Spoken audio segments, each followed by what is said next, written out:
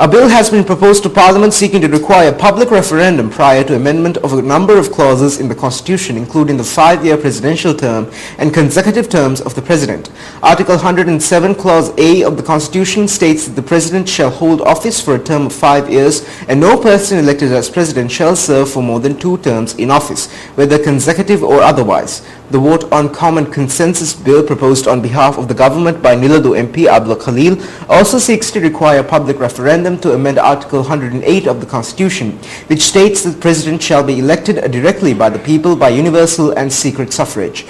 The bill further seeks to impose public referendums prior to ratification of amendments to the constitutional clause defining the term of the Parliament and for amendments to any clause under the Bill of Rights, Chapter 2 of the Constitution.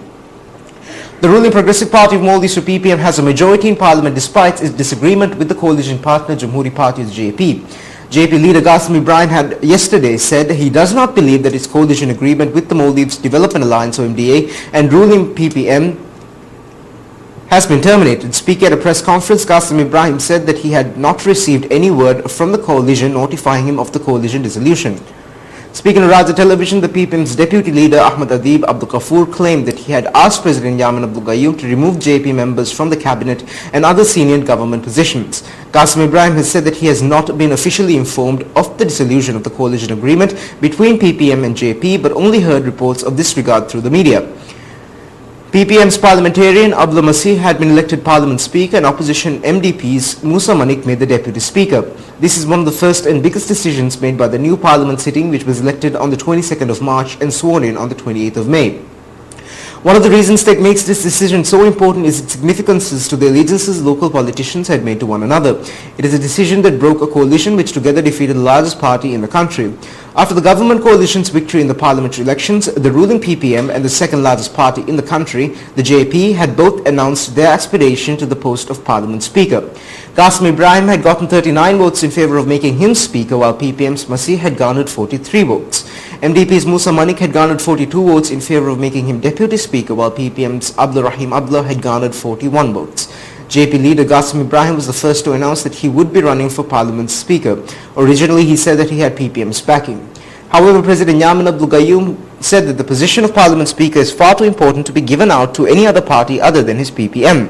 PPM and JP later announced that the two would try to reach a compromise on their competing aspiration to Parliament Speakership.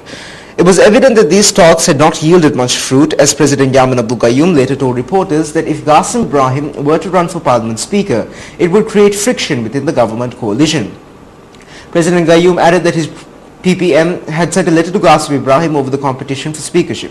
He further told reporters that he had made his position very clear and that added that there was nothing left to discuss.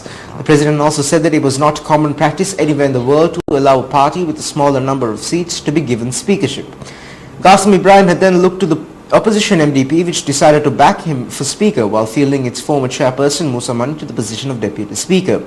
He had met with former President Mohammad Nasheed in April as well, and according to Qasim Ibrahim, opposition leader Mohammad Nasheed had approached him at his home and the pair had discussed the ways in which their parties could assist one another.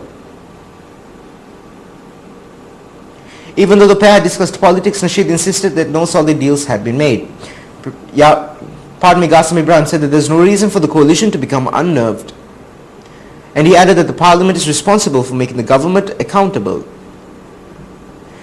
Speaking on Raja Television, Qasim Ibrahim said that PPM had abused their power and that this disappointed him.